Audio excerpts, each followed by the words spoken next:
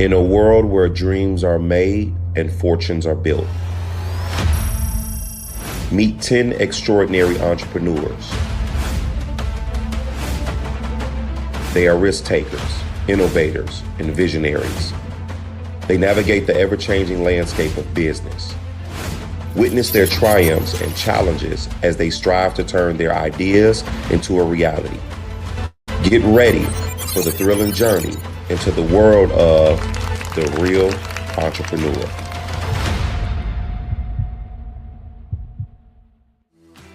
Previously on The Real Entrepreneur, the contestants faced their first heart-pounding challenge, the mastermind. With nerves running high, Brittany wowed the judges and claimed the spotlight as an early favorite with her stellar presentation. But for Teresiah, the pressure proved too much, and missing the mark led to his shocking elimination. Now, the stakes are higher than ever as the contestants realize one harsh truth. This is not a game. Get ready for another week of intense drama, unexpected twists, and jaw-dropping turns. Who will rise to the occasion and who will crumble under the pressure to the path of being crowned the real entrepreneur?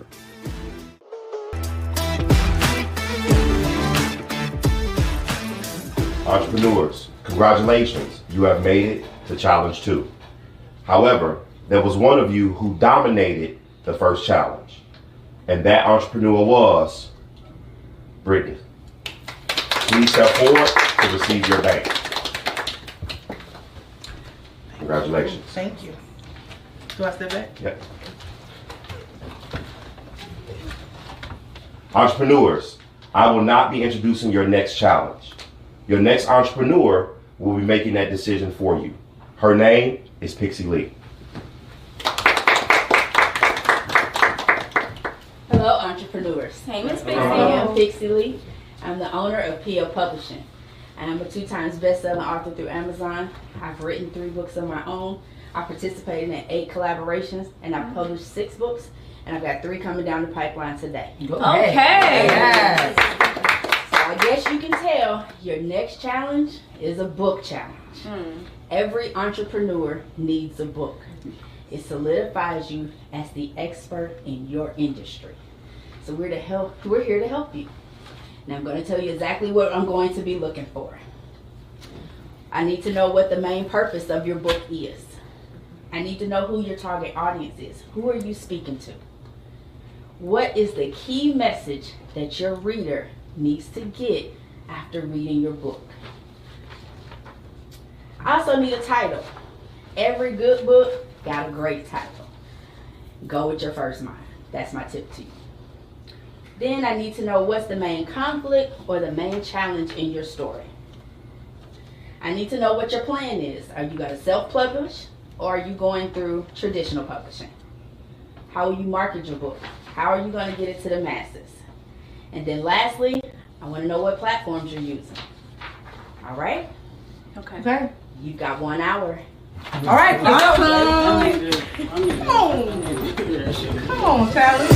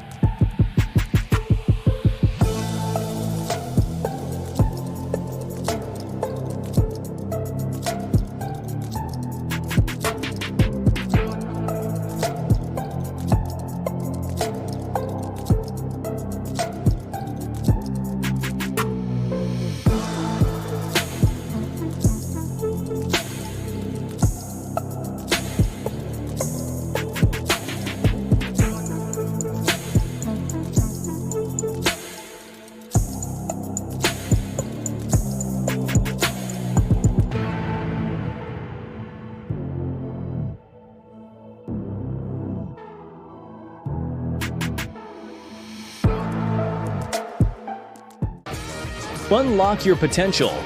Dr. Casual Pitts, the world's #1 entrepreneur, leads Mind Over Matter, the mastermind that transforms dreams into reality. Limited seats available. Get your tickets now at minds2master.com. Mind over matter. Transform your life.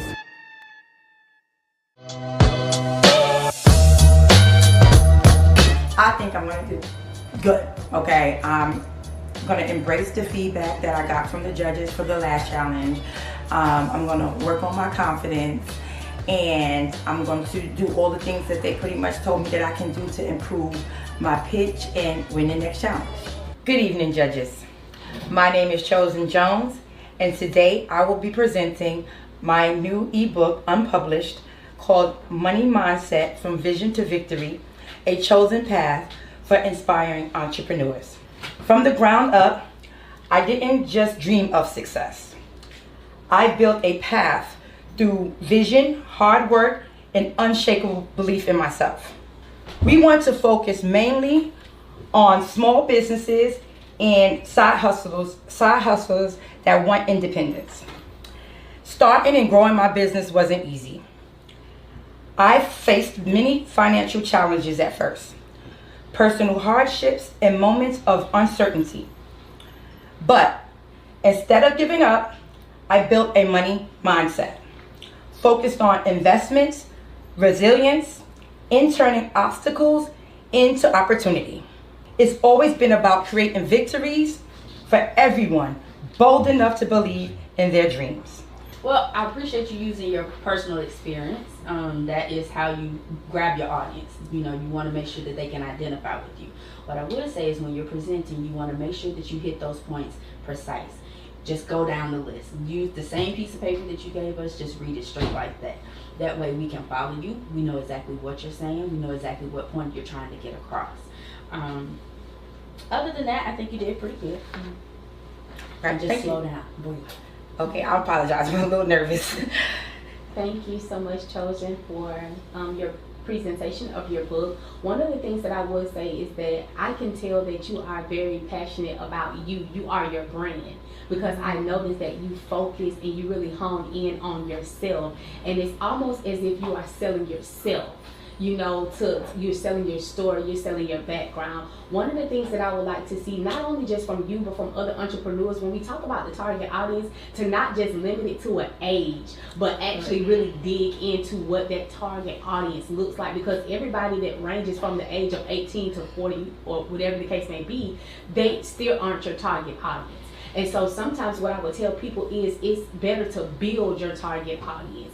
You have to sit there, you have to build it and create that target audience of who you know that you want to get. Because everybody might not, through their age range, might not be interested, you know, in whatever it is that you're trying to offer. Other than that, like I said, I think you did a pretty good job. Just like she said, just basically kind of just going in and following the rubric, kind of hitting those points. That way you know that you're addressing every single thing. You're not leaving anything out. Okay, thank you. Absolutely.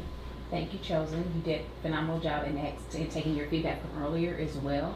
I think you kept your energy up, and then you also were targeting us to making sure you're speaking to us directly. Love that phenomenal eye contact. I would also add, I did actually like that you did not read down the script personally.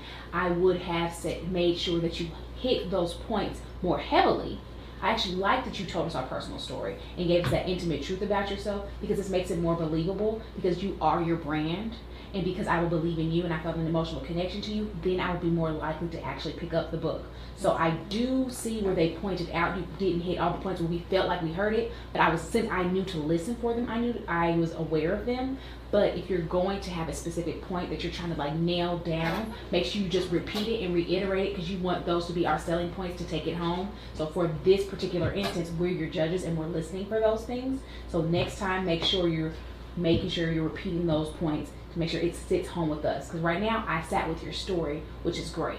Can I mention something about that?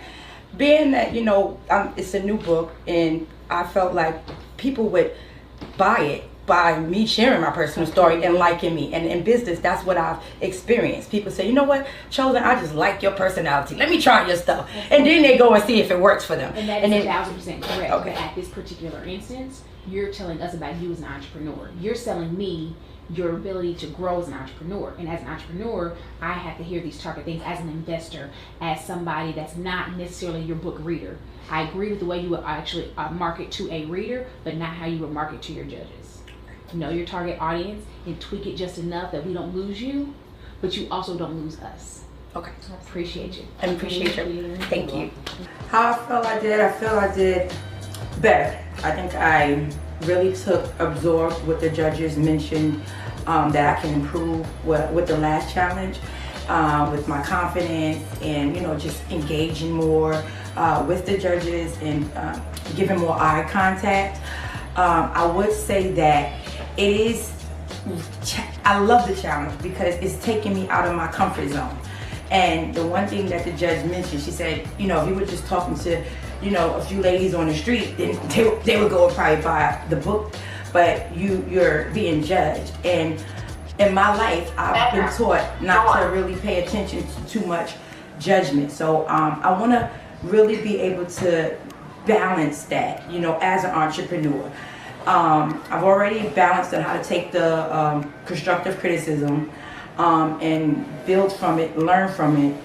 And I really love, I'm gonna be honest though, the way these challenges are going, I didn't think it would be going like this, okay? I was up studying all night, doing all kind of things that I thought to be perfect. But one thing I learned as an entrepreneur, that you don't strive to be a perfectionist, okay?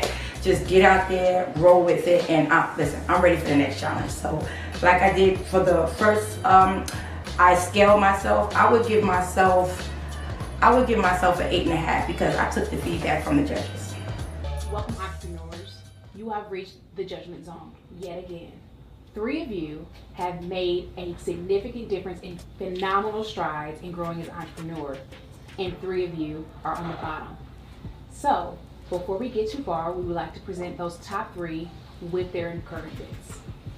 Our number 1 for today has to be Wesley. Wesley, you did a phenomenal job. You embodied, you didn't change anything about yourself. You were very authentic to who you are, what you want to deliver. I would say definitely keep going. Thank you, man. Congratulations to you. My top person is Sharpens. I absolutely love the energy you gave. I love how you described your book. The passion just came through in everything that you said, and I'm looking forward to seeing your book in print. All right, thank you. And finally, completing our top 3 is Cameron. You did we absolutely enjoyed that. We truly felt your authentic heart show up in your presentation, and it wasn't even a question. It didn't even feel like it was a pitch. It felt truly authentic in who you were, and we all felt seen and heard in your presentation as well. Absolutely. Congratulations to our top 3. Now for our bottom 3. I want to start off with Chosen. Chosen, the reason why you landed in the bottom 3 is because we need to see something different. We understand who you are as a person. We love your personality, but for this particular season in the Real Entrepreneur, you have got to give us more than who Chosen is. We have to see the real entrepreneur. I agree. All right. My bottom one was constructive. I think in this challenge, you were kind of all over the place. We need you to hone in on exactly what you're going to be doing. We need to know who you're speaking to. You've got 2 tracks. You've got the healed person, but then you've also got the person who's been traumatized, and that can't go in one book. And finally, in the bottom 3, we have Jerome. Just to highlight, I would love to see more of your personality show up in your presentation, and that it doesn't feel robotic or doesn't feel rehearsed. We as a society really are turning into an intentional season of being intimate and personal and showing up who we are within everything we do, and that's how we need you to show up as an entrepreneur right now in the business. So I would like for you to move forward in anything you do beyond this point to show up as your authentic self. Absolutely. So congratulations to the 7 of you with the bottom 3 remain.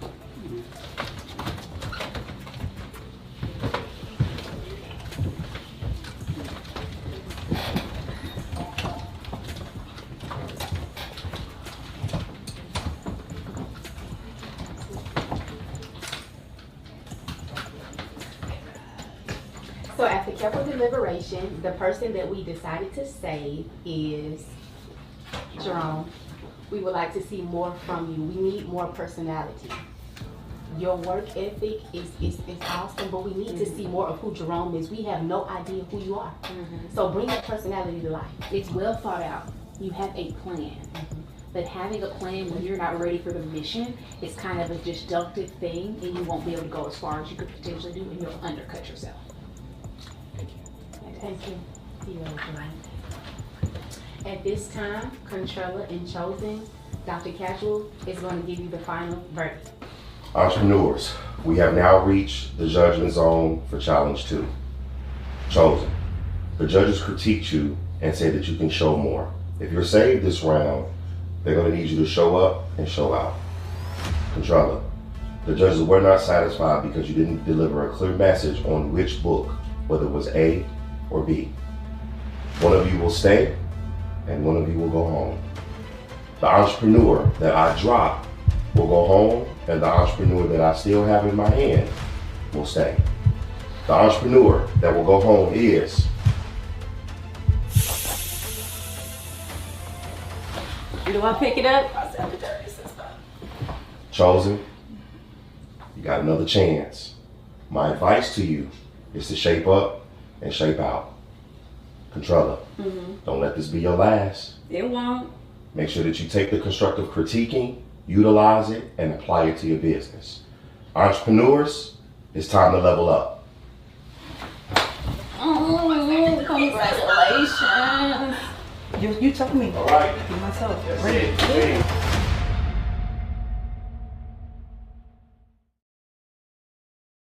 Do it. Okay. My damn Wi-Fi slow. The wrong time, man.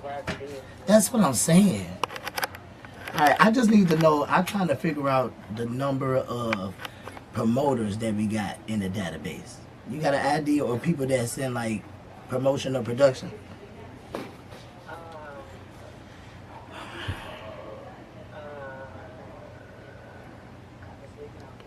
Alright. Alright. Look.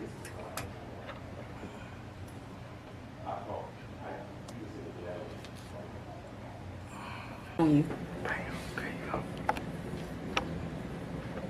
Everybody want to be on me. Cut it out.